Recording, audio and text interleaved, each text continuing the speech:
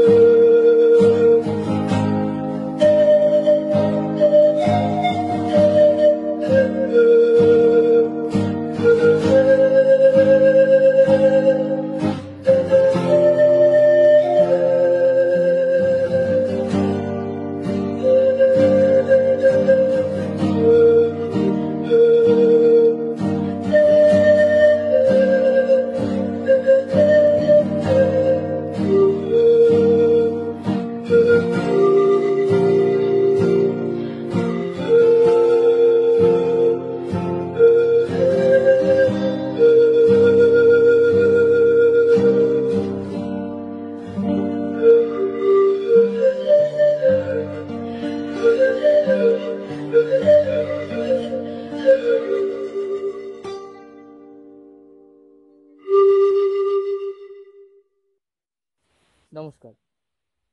আগরতলা থেকে অনেকটা দূরে চরিলামের হেরমা নামক একটি গ্রামে আজ আমরা চলে এলাম আজ সকালে।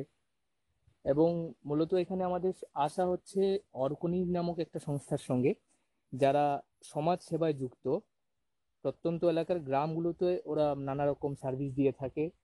এবং মূলত আমরা আজকে যে জায়গাটাতে এসেছি সেটা একটা উপজাতি এলাকা। তো আমরা দেখব অর্কনি কিভাবে এই উপজাতি এলাকাগুলোতে বা প্রত্যন্ত গ্রামগুলোতে কিভাবে সাহায্য করে থাকে, মানুষকে কিভাবে নানা রকম সেবা প্রদান করে থাকে। তো আজকে যে আমরা পরিষেবাগুলো, যে সার্ভিসগুলো দেখছি সেটা হচ্ছে সোলার পাওয়ারের মাধ্যমে কিভাবে পানীয় জল সরবরাহ করা হচ্ছে, সেটা আমরা আজকে সেখানে দেখছি। তো আমরা একে একে সেগুলো তুলে ধরবো আমাদের ক্যামেরায়। তো চলুন।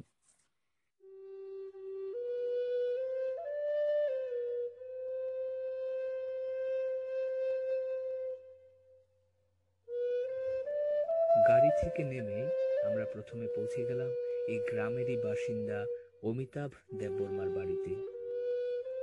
অমিতাভ বাবু মূলত এখানকার রাবার বাগানগুলোতে কাজ করেই নিজের সংসার চালান।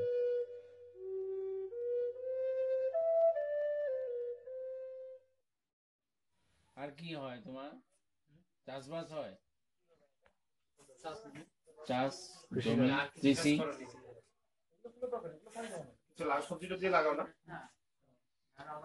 সবজির জায়গা নাই তোমার? তাহলে তোমার রাবার বাগানে যা পাও তাই দিয়ে সংসার চলে? হ্যাঁ, আর রান্না কি করেছো আজ? মুরগি মাংস? তাহলে ওই ক্ষেতের থেকে শামুকের ঝোল আর ভাত। না, বাড়িতে রোজগার কি করে? তুমি একা? তোমার বউ কিছু করে না? করে টুকটাক কাজ কাজে করে। কাজ সবসময় নাই তো, রাবার বাগানে কাজ পায় না? এদের সবসময় করতে পারে না। বৃষ্টি আইলে আমরা টাকা নাই, যখন কাজ গাছ কাটবো টাকা পাইবো, বৃষ্টি আইলে নাই পাইবে না। বৃষ্টি আইলে টাকা পাইতে না? রাবারের কাজ হয় না তো বৃষ্টিতে, রাবার জল ফেলে থাকে আর কি, রাবার ট্যাপিং হয় না তখন? এই মাসে তো 1600 টাকা করছি কাজ। হ্যাঁ। 1600 টাকার কাজ করেছো? ছেলে কটা? ওরা পড়ে কোথায়? স্কুল কোথায়? কত দূর এখান থেকে? কতটা? 2 কিলোমিটার। করতে হবে। এটা দেখে না, নিজের আওয়াজ করতে পারবেন? খুলে নিয়ে দিয়েছে নাকি? এখন তো আর এটা খুলতে হবে না, হ্যাঁ। আগে দেবে যায়। আচ্ছা, ওইটার মতো খুলে। এই অমিতাভ, অমিতাভ পরে এদিকে আসো।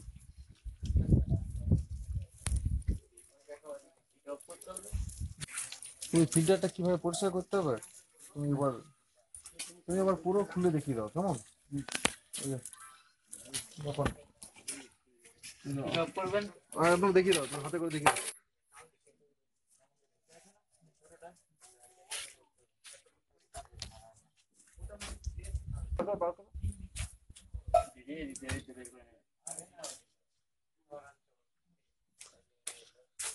জলটা ছেড়ে দিবেন, জলটা ছেড়ে দিবেন, জলটা ফেলে দেবো, এটাও আসে দেবো। খালি তো।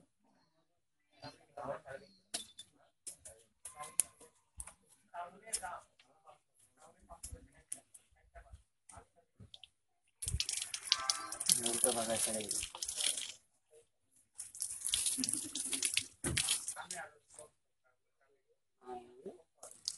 15-20 দিন পর উল্টো পাল্টে দিবেন।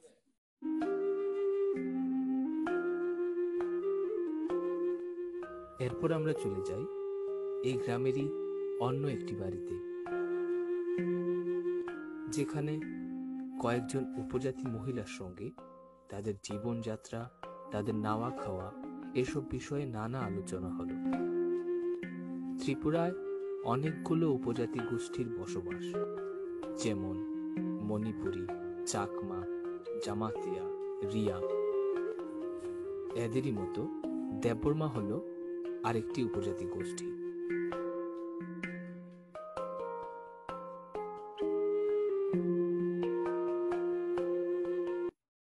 গোদক 고독 그래 전에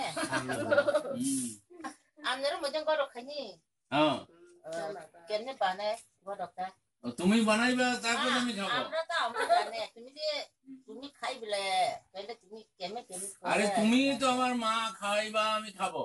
ও মাই গড তাহলে খাই তুমি তো গোদক খাইবা, গোদক। খাও গোদক তো আমরাও খাই, গোদক খাই। তুমি খাই তাহলে বাড়ি রাজা খাইনি হ্যাঁ হ্যাঁ, তাহলে কেটা রাজা তোমার মা রান্না, মা রান্না। কিতা কিতা কিতা কিতা দিয়া গোদক করে এই তো গোদকের লিগা আর কাছারিনা বংশে শুনতে শুটকি দেয়, আর কিতা দেয় তারপরে বাঁশের কুরুল দেয়, তারপরে সবজি টবজিও দেয়, লচ্ছই দেয়। হ্যাঁ এইসব যে, বা কাঁঠালের বিচিও অনেক সময় দেয়। বাসটা পোড়ায়। ধান ধান চূড়া কোথায়? কাছে কাছে কাছে। বেশি কাছে না কিছু যাওয়া লাগে ও খাঙ্গাই চমুনি ও যাবে আমার জন্য? খাঙ্গাই চমুনি তুমি জানি না জানি। ওই তুমি যে ওখানে যে আসে রাস্তার মধ্যে একটা সান্দুক আছে না, হ্যাঁ, খাঙ্গাই চমুনি কইয়া সামনে ওই যে চার্চের কাছটায়। এই জায়গার মধ্যে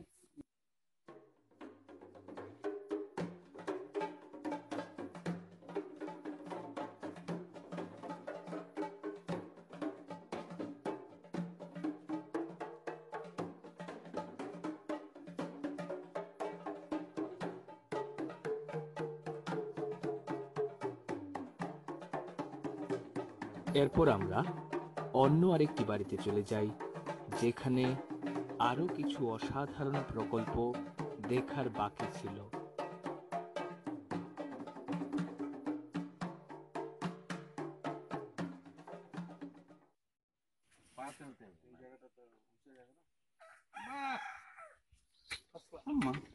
ফার্স্ট ক্লাস। এত কম জলে কোথাও হাত ধোয়া যাবে না, হ্যাঁ? না, জলের সদ্ব্যবহার। সবগুলি প্রকল্পের মধ্যে সবচেয়ে সহজ এবং অন্যতম ছিল রেইন ওয়াটার হারভেস্টিং।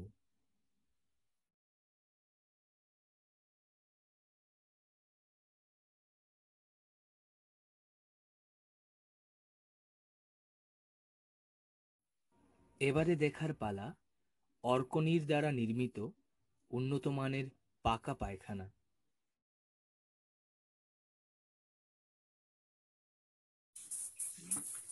দেখো উপরে সোলার ডুম লাগানো আছে, টয়লেট বন্ধ করলেও কিন্তু, দরজা বন্ধ করলেও আলো জ্বলে।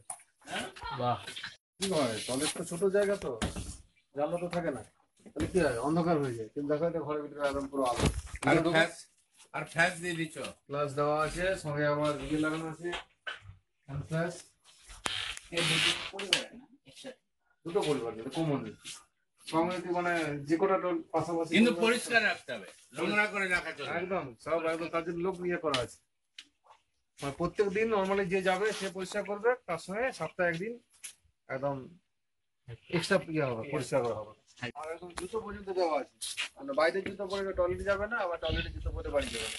ও বাহ, অমিতাভ ভালো হয়েছে না এটা? আরে ফার্স্ট ক্লাস। এরপর আমরা দেখলাম পচনশীল বর্জ্য পদার্থ থেকে রান্নার গ্যাস তৈরির প্রকল্প। আরো কিছু যদি খোসা টোসা পড়ে থাকে, কাঁঠালের খোসা, সবজির খোসা, তারপর আনারসের এই যে ইয়েগুলা ছিলকাগুলা, এগুলো সব ওগুলো ফেলবে। দিয়ে যখন এটা 1 ফুট ভর্তি হয়ে যাবে, তখন ওটা হয়তো 6 ইঞ্চি মাটি দিয়ে ওটাকে বন্ধ করে দেবে। দিয়ে আবার 1 ফুট ভর্তি করবে, যতদিনে ভর্তি হলো আর কি। দিয়ে দেখা যাবে 3 বছরের মধ্যে পুরোটা ভর্তি হয়ে যাবে। তখন মাটি দিয়ে উপরটা ঢাকা দিবে। তারপরে 1 বছর পরে এটার থেকে গ্যাস পাওয়া যাবে, যে গ্যাসটা সামনে বাড়িতে হয়তো রান্নার কাজে প্লাস। তারপরে দেখা যাবে যে গ্যাস যখন শেষ হয়ে গেল, তখন এটা সার হিসেবে তুলে নিতে পারে, অথবা এখানে কিছু গার্ডেন করতে পারে। জায়গাটা হাইজেনিকও হলো। এই গ্যাসটা কারেকশন করবে কি করে?